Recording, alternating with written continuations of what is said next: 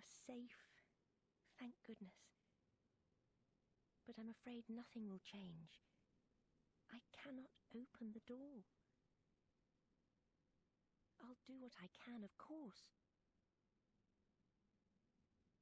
Perhaps this will help you, if only in some small way. Now go. I pray for your safety. Are you still in need of something? But I have nothing more to offer. Please, try to understand my position.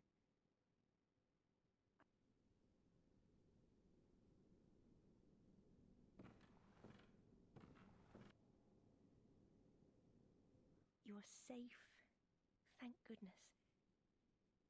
But I'm afraid nothing will change. I cannot open the door.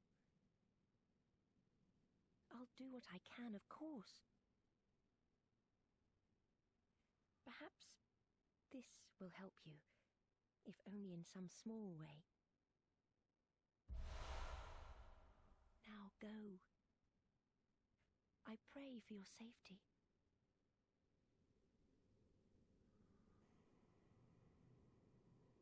Ah, you are safe, thank goodness. But I'm afraid nothing will change my mind. I cannot open the door. I'll do what I can, of course. Perhaps this will help you, if only in some small way. This night is long, but morning always comes. Someone of your caliber won't fail us, I am certain. And once the night of the hunt ends, we can speak face to face. Then I can finally see what you look like. I shouldn't be thinking this, but I am rather looking forward to it. So please, be careful out there. I'm sorry. I have nothing else to offer you. I will pray for your safety. May light shine upon this night and your fortunes.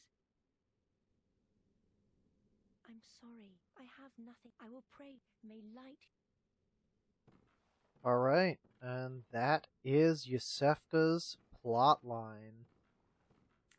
So basically there is an implication that Iosefka kind of falls in love with the hunter there. Which is kind of sweet when you think about it. There's more to that NPC's quest, but that's like the meat of it.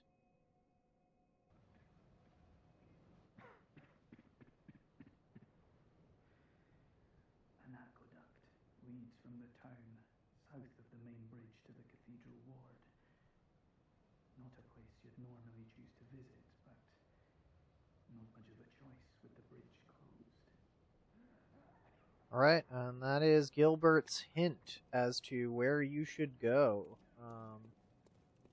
Theoretically, that means that they expect people to fight the cleric beast, only to find that the door on the Great Bridge is locked. That's not a door that we went and explored, because there's really not much to it other than, hey, it's locked, you can't open it. But, oh, Jesus. Oh, no! All the stuff is happening right now.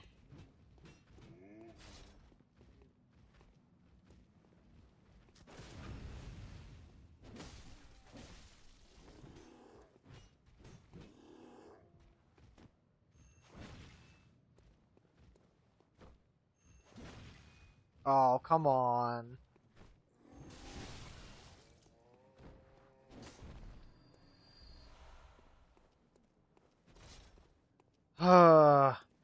Not off to a great start here, but we're gonna finish off Central Yharnam. Hey, thanks for watching the little intro sequence where we did the rest of Iosefka's plotline. I think it's very cool that there are those little details in there. You know, a lot of people complain that the NPC quests are like really obtuse in most Souls games. I think that that is objectively true. I'm trying to think. I feel like Demon Souls probably has some of the most convoluted quest plot lines. Dark Souls 1 is pretty bad about it. I feel like by Dark Souls 3 they made things a lot more linear. Come on. There we go. And... almost got all of them.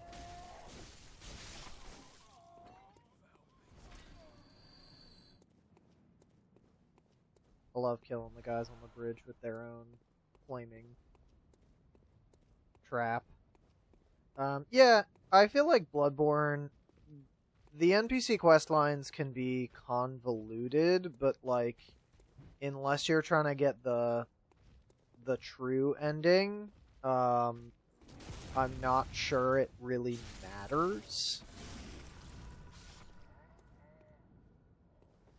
Because in most cases, none of the NPC quest lines are actually vitally important. There's like one, maybe two that are important to getting the true ending. But even then, it's one of those situations where like, if you get one of the two that are important, then you are almost guaranteed to be able to unlock the true ending.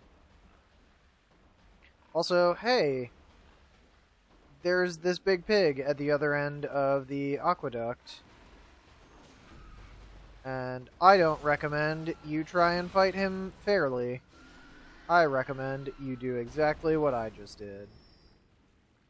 He drops usually blood vials, typically 4. You get the Saw Hunter badge. This unlocks all of the starter weapons in the Messenger Bath Shop. That's the regular Messenger Bath Shop, not the Insight one. Important item to get. Not critically important, obviously, but it's fun to have, because then you get to mess around with all of the other starting weapon choices.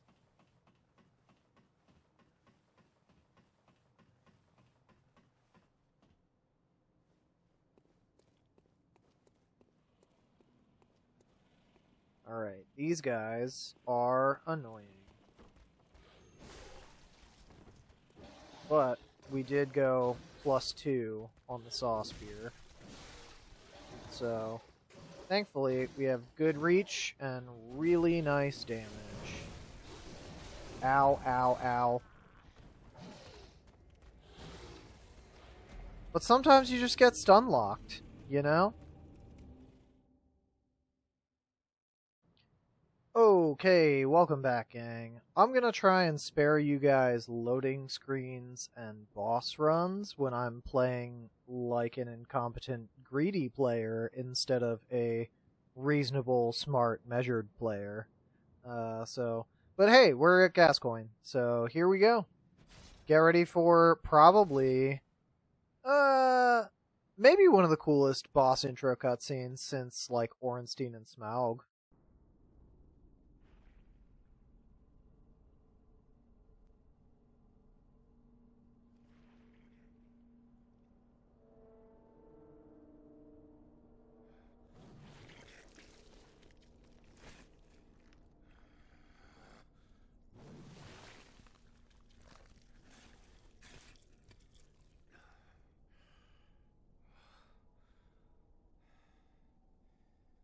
Beasts all over the shop.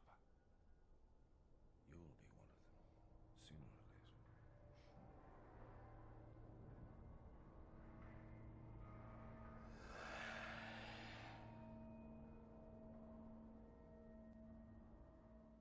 God, that's such a cool, like, tone-setting cutscene.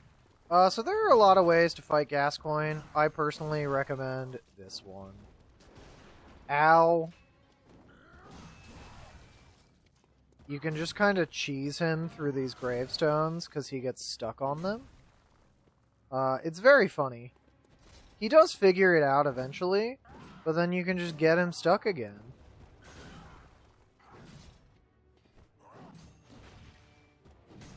Another way is you can parry him. He's like actually pretty easy to parry. I would argue that he's the most, he's the easiest to parry in his beast form because although he's the fastest, his moves are very telegraphed. Also, a fun fact, Gascoigne is the only hunter character in all of Bloodborne that can use his gun with his transformed two-handed weapon. That's just like a fun little tidbit about him, because he's a huge badass.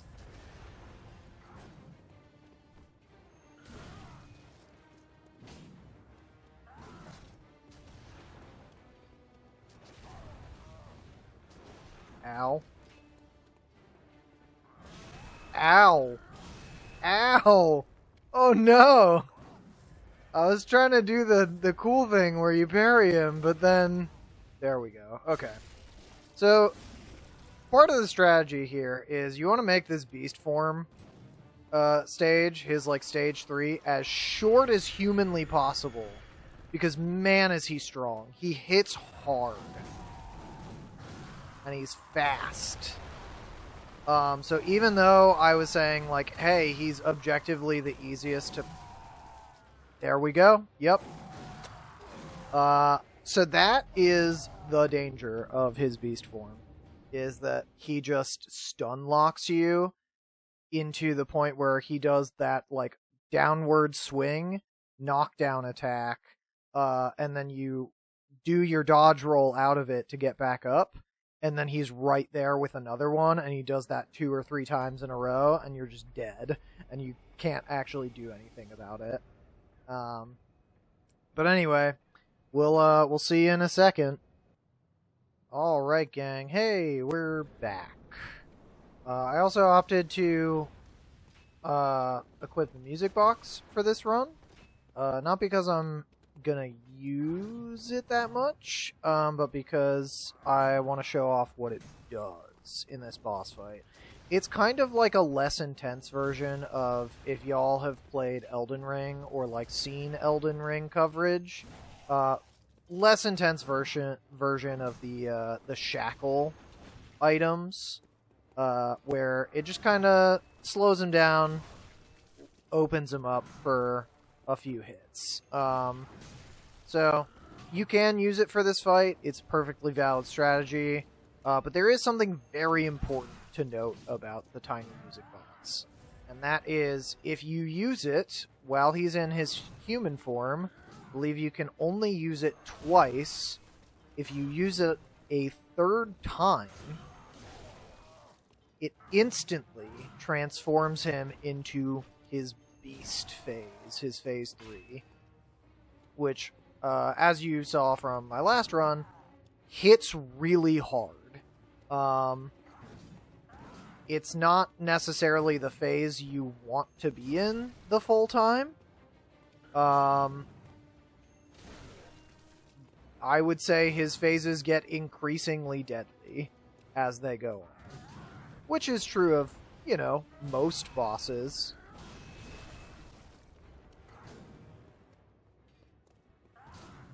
But that's why I like doing this stupid cheese gravestone strat, because, hey, frankly, dude's tough. Like, he's not the hardest boss in the world, but he is really tough for where you meet him in the game. He is the, like, get good idiot boss. And here we go. So, the other thing is, I find his beast form is a little bit easy. Okay. is a little bit easier to deal with. Sometimes on the stairs. However, not a great showing right now. So we're gonna draw him up here, and then we're gonna use this tiny music box. And you can see it stuns him, so you can get some good hits in. But I believe it only works once on his beast form.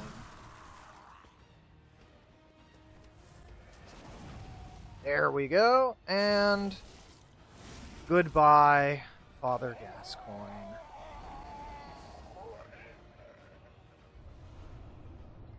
You get the Odin Tomb Key. So here's the deal.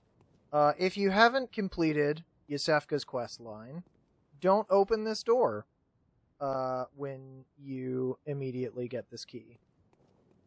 You're going to want to go back and complete that questline if that's a quest you feel like completing. There's no actual reward for it. I should note that. It's just lore. And it's not even particularly dense or important lore. It's just for flavor. But if you feel like completing it, that opening that gate and passing that threshold is what causes the next stage of that NPC quest line to occur, at which point you cannot go back. Also, hey, remember that little girl who we agreed to get her mother, and she wears a red jeweled brooch? Not a good time.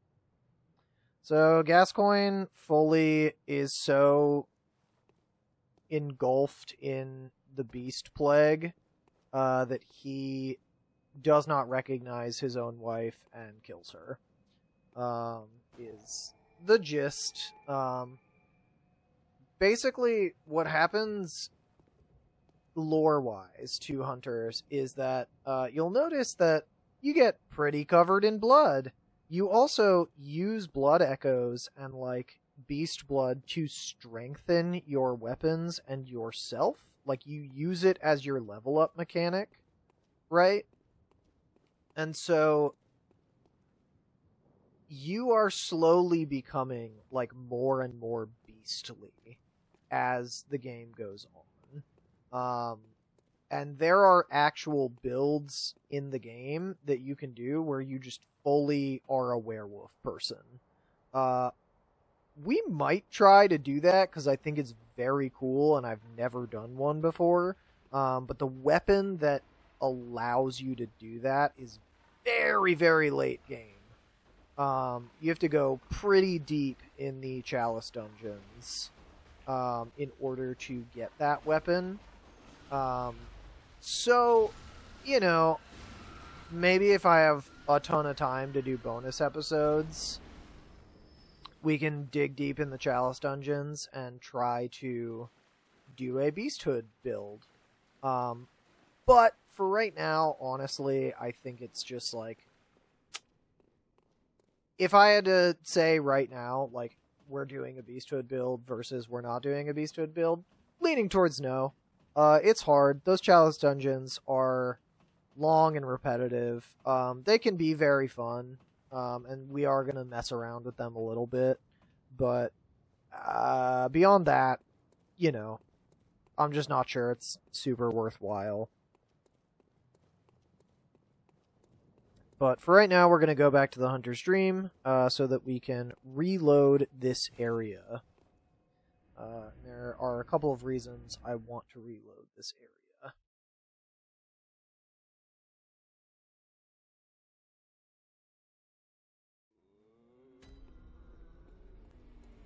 Also, hey! We can level up. Very well, let me stand. We're gonna dump stuff into skill. 13 skill. Farewell, may you Thank you. Alright.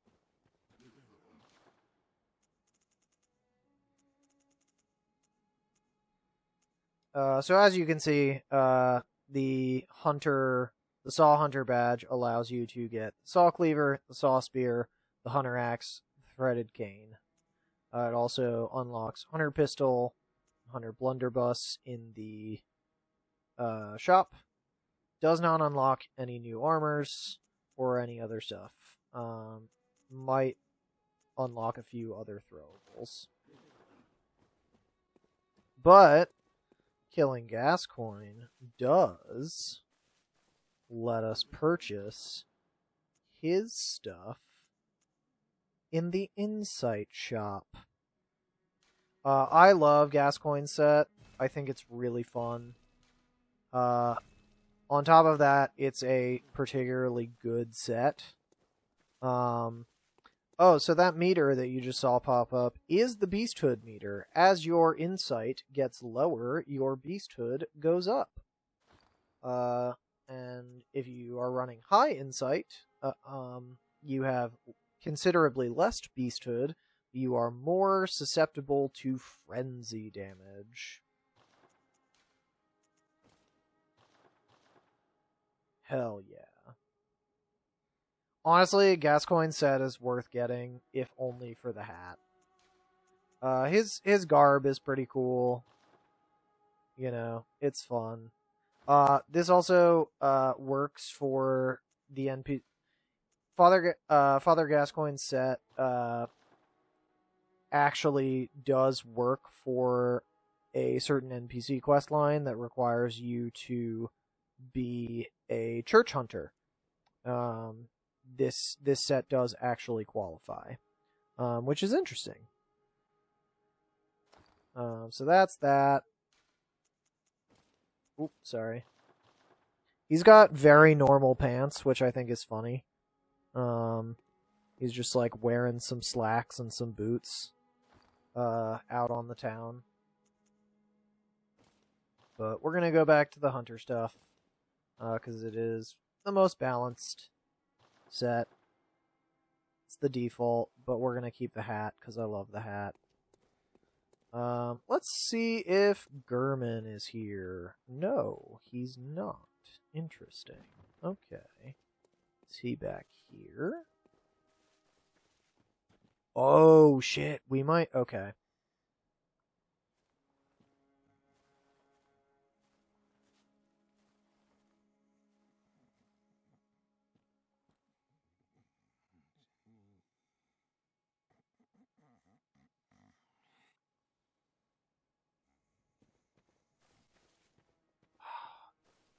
Is it too early?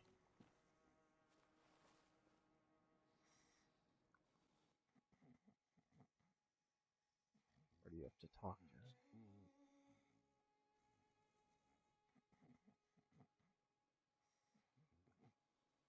Okay, so it's too early for that to happen, but there is a cool little lore thing that happens with him. Also, hey, Stump Messenger is for cosmetic items. Cool, so there's a cool little lore thing that happens when Gurman is in that position. He talks in his sleep, and drops some cool info, but I believe you have to be further in the game for that to actually happen. Do we have enough? We do not. So we're just gonna repair, and we're good. Alright. Weapon durability is something that you will probably never notice in standard new game. Like, it's just the way the weapon upgrades work, you will probably upgrade your weapon around the time it needs to be actually repaired. But because I am crazy, I feel the need to repair the weapons all the time.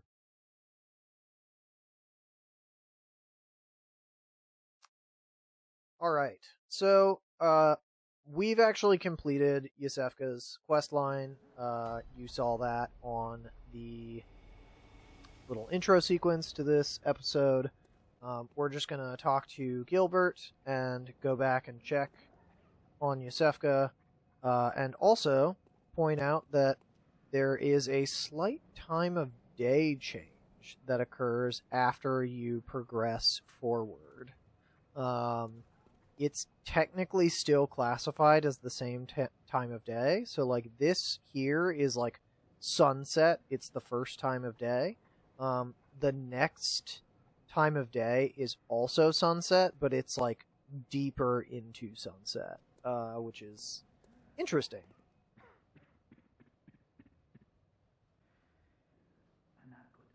Alright. So Gilbert has nothing new to say. And Iosefka, I believe, also does not have anything new to say. But we're just gonna go and check and make sure.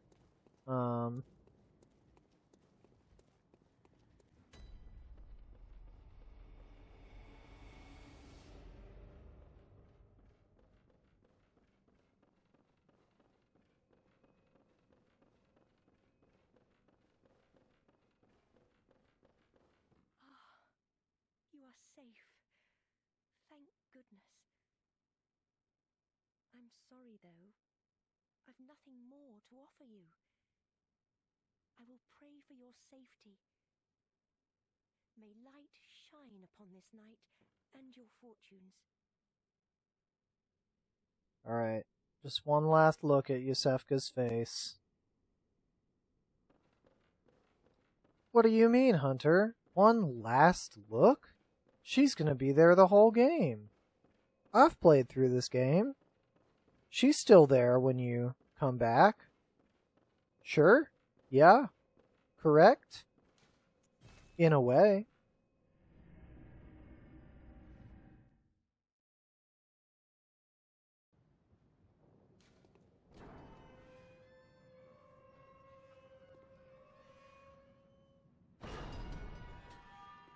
Okay. Point of no return.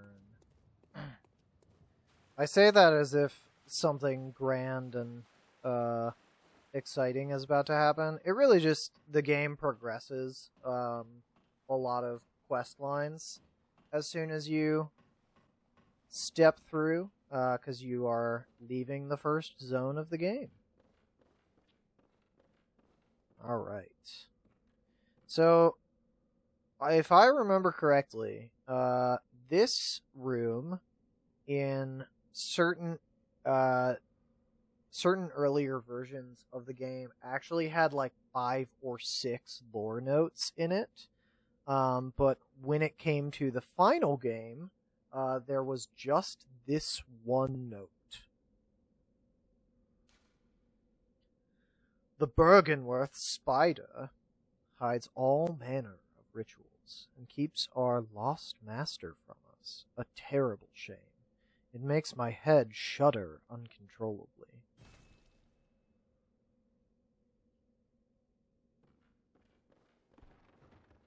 So, we've name-dropped a location.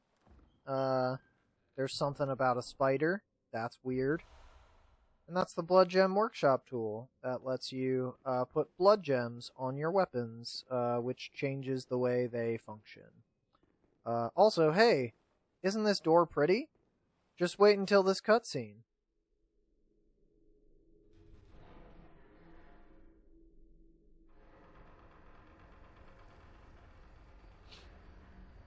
I love this game. It's so gorgeous. Like, the style on these cutscenes is so good.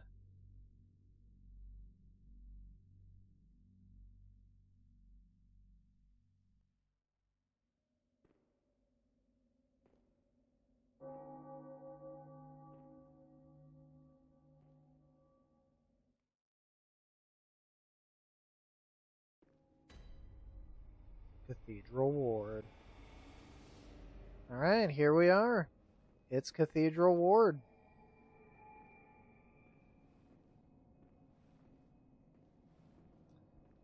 So this dude, absolutely one of the scariest looking NPCs in almost any Souls game. I also imagine that this dude is like exactly what the guy in the jar in Sekiro looks like if you like ever saw him outside the jar. Oh, you must be a hunter. Very sorry. The incense must have masked your scent. Good, good. I've been waiting for one of your ilk. These hunts have everyone all locked up inside, waiting for it to end. It always does, always has, you know, since forever. But it won't end nicely, not this time. Even some folks hiding inside are going bad.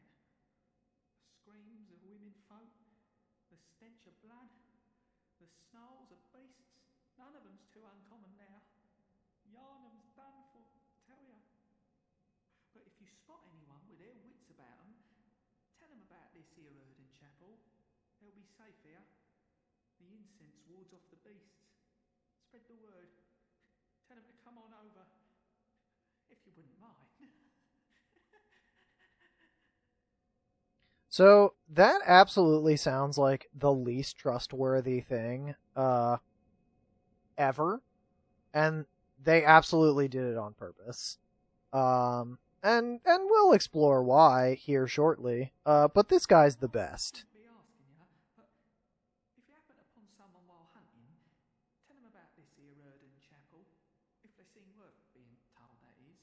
Oh, and I do sincerely hope they are. I know I shouldn't be asked. If you happen to be Yeah, this dude just wants friends, man. He's just like, hey, I want people to be safe and happy. So this is basically your hub. This is your NPC hub. All the NPCs you save, quote unquote, come here for the most part. There are certainly other NPCs that like have stuff going on that isn't focused around Odin Chapel, but for the most part, they're all here. Alright, so we are going to go explore why this guy sounds so menacing by exploring the other option of places you can send people. Yep, we're back again.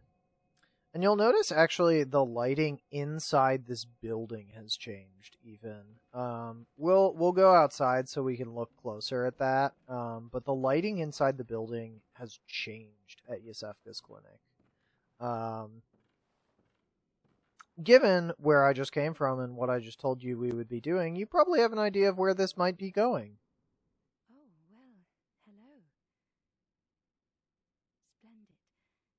Let me ask you a small kindness. You're soon off to hunt, I presume?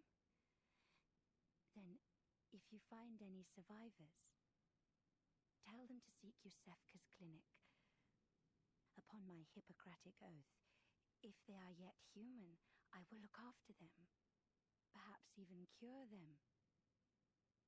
This sickness, these beasts, they are not to be feared. This time the night is long.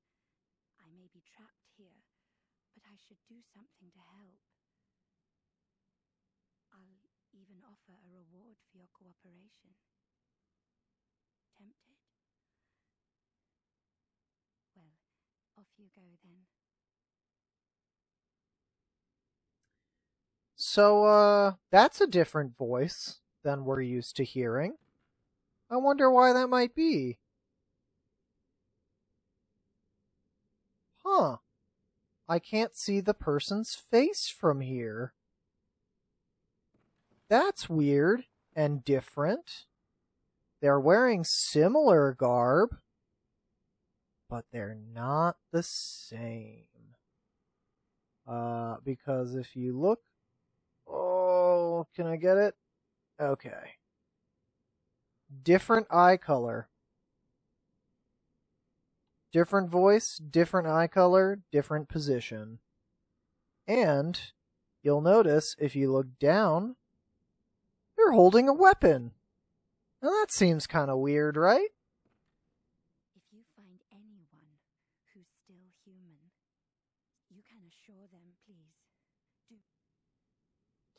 Alright.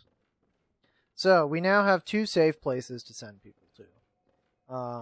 Well, safe in heavy, heavy quotes. And, in particular, we have at least one person who was interested in a safe place. So this is the lighting change I was talking about. Technically still the same time of day, but you'll notice that, like, the street is almost weirdly brighter now, and the sun is actually lower in the sky than it was before. That's one of my favorite little details, is just that, like, hey, there's actually technically, the most people know of, there are 3 times of day in this game, but there are actually more. There, I believe, are only 4, but I could be wrong. 4 in the base game, I believe, is the case. And we can talk to Gilbert.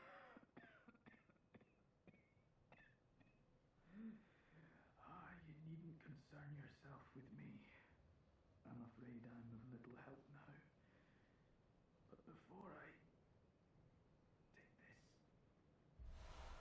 He gives you the fucking flame sprayer. no use of it, but perhaps you.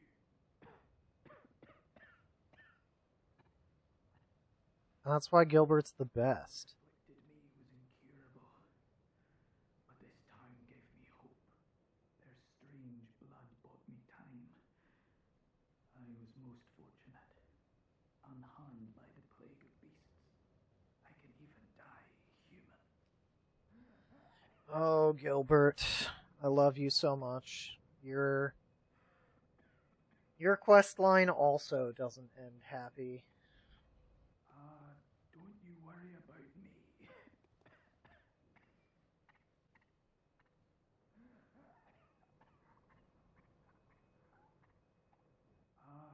Don't.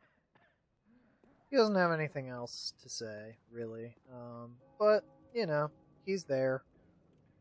Let's go this way, actually. We're just gonna do a quick run through, because there are some people to check in with, namely a very angry old lady, who will not be very appreciative of our help, but we help her anyway. Because that's just what you do. You gotta help the old ladies.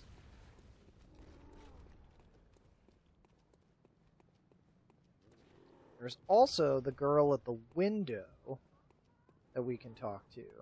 Now, I actually do need to remind myself of how that quest line is supposed to go, because the last time I played through, I screwed it up. But Hello, Mr. Hunter. Still can't find my mum. so right now I'm gonna do not give. Okay, I can wait. But isn't there something I can do? Maybe Mum and Dad are stuck out there, waiting for me to come and find them. No, girl. Mr. Hunter. Okay. So, here's the deal. You're supposed to collect the red jeweled brooch, then not give it to her. You then have the option to tell her of both of the safe locations. She will not make it to either safe location. Just straight up. It's really hard for me to decide which one of these is like a worse fate. However, the reward for Iosefka's clinic is a little bit better, if I remember correctly. I also think it's like they're both bad. They're both bad. It's just you'll be in suspense for less time if you do Odin Chapel, but I always do the clinic. Thank you, Mr. Hunter. I love you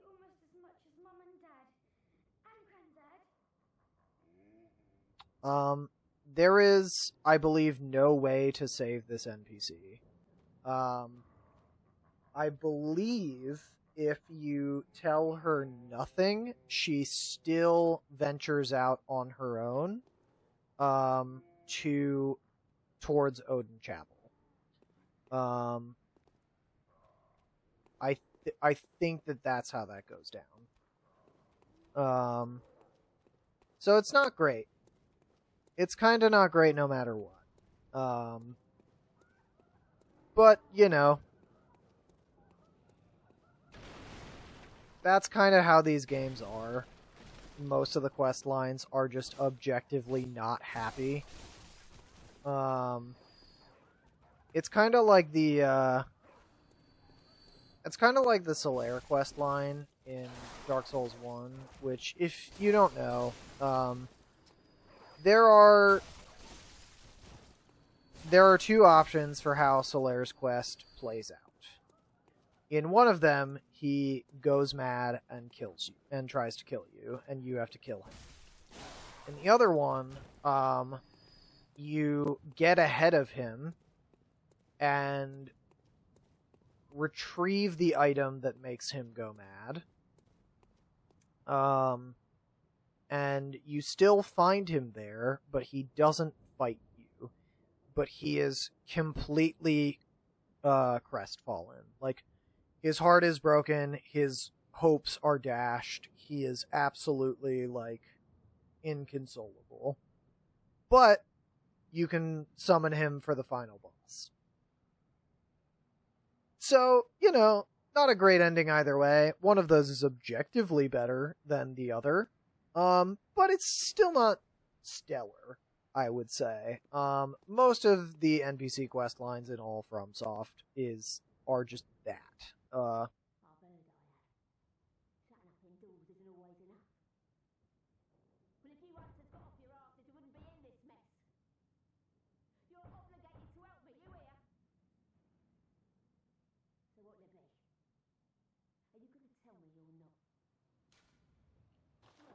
Head to Odin Chapel.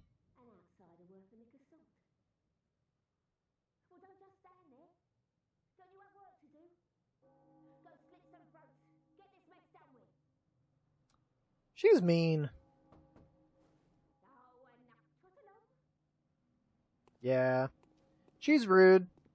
She's just one of those NPCs who, no matter what, is always rude to you. She's got real boomer energy.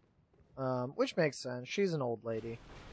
But, like, man, absolute, like, Trumpy boomer energy on that one. And I believe... Ooh, is she still here? Yes, Eileen is still here. So, her quest line does not progress yet. You have to get a little bit further into Cathedral Ward. So, on that note, we are going to call it for today's episode, and next time we will pick up with Cathedral Ward. Right? Thanks for watching, everyone. As a reminder, you can always catch me live on Twitch, or you can wait and see the next episode of Bloodborne here on the YouTube. Alright? Bye.